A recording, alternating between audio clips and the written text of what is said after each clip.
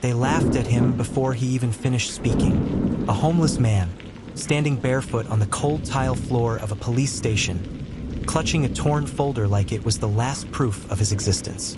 To them, he was just another nobody wasting their time. But what they didn't know, what they never bothered to ask, was that this man carried a truth powerful enough to bring the entire room to a standstill.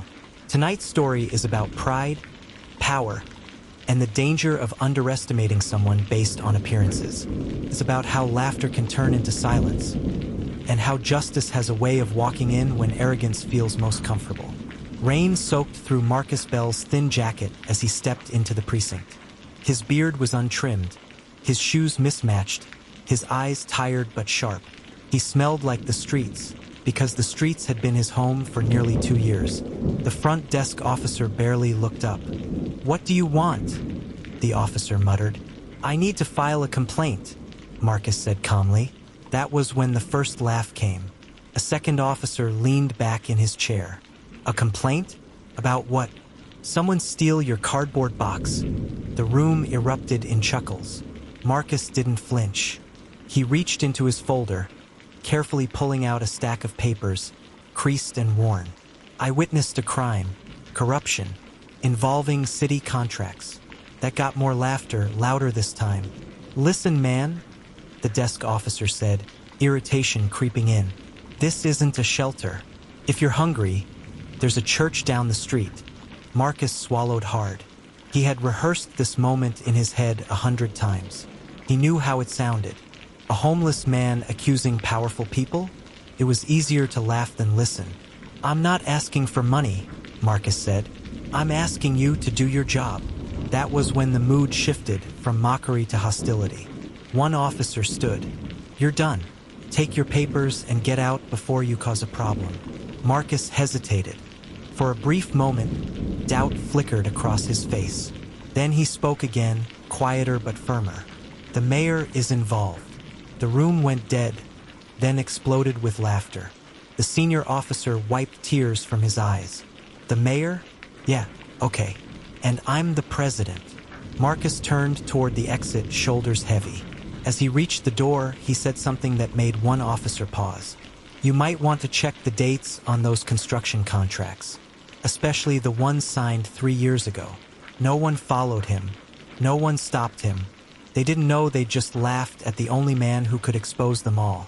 3 years earlier, Marcus Bell wore tailored suits and signed documents with confident strokes. He was a senior city auditor, trusted, respected, and meticulous. His job was simple: follow the money. That's when he noticed it. Small discrepancies at first. Construction budgets inflated by percentages too precise to be mistakes. Payments routed through shell companies that all led back to the same development firm, owned by a close ally of the mayor. Marcus raised concerns internally. Then came the warnings. A supervisor pulled him aside. "You're digging too deep." Another hinted, "Some doors are better left closed." Marcus didn't listen. Within months, he was fired. "Budget cuts," they said. His professional reputation was quietly destroyed. No firm would hire him. Friends stopped calling. His savings evaporated under legal fees as the city accused him of falsifying reports. When his landlord evicted him, Marcus slept in his car. When the car was repossessed, he slept on a park bench. But Marcus never stopped documenting. Every receipt, every email, every signature. He stored them in that same battered folder, protected from rain like a sacred text. The streets took his comfort, but not his clarity. People saw a homeless man. They never saw the investigator still fighting. 2 days after Marcus was escorted out of the precinct, an unmarked black sedan pulled up front. The mayor walked in. Conversation stopped mid-sentence. Mayor Jonathan Reeves wasn't smiling. "I'm here regarding a complaint that was dismissed," he said, voice sharp. "Filed by a man named Marcus Bell." The officers froze. The desk officer stammered. "Sir, that was just, a misunderstanding." Reeves placed a folder on the counter. "Funny, because the documents he submitted reached my office this morning." Silence thickened the air. "These are original audit reports," Reeves continued. reports that were buried, and they match an independent investigation the state just launched. Faces drained of color. One officer whispered, "State investigation?" Reeves turned slowly. "Yes, and your treatment of a whistleblower is now part of it." That was when Marcus walked in behind him, cleaned up, shaved, wearing a borrowed suit. The room didn't laugh this time. Marcus stood taller than he ever had on the streets. The mayor gestured toward him. "This man warned us. We ignored him." An internal affairs team entered behind them. Handcuffs clicked. The senior officer, the loudest laugh of them all, was escorted out first. Marcus said nothing. He didn't need to. Justice was finally speaking for him. The scandal rocked the city. Arrests followed. Contracts were voided. The mayor publicly apologized, not just to Marcus, but to the city. Marcus testified. Every document he protected mattered. When asked why he never gave up, Marcus said, "Because the truth doesn't disappear just because no one listens."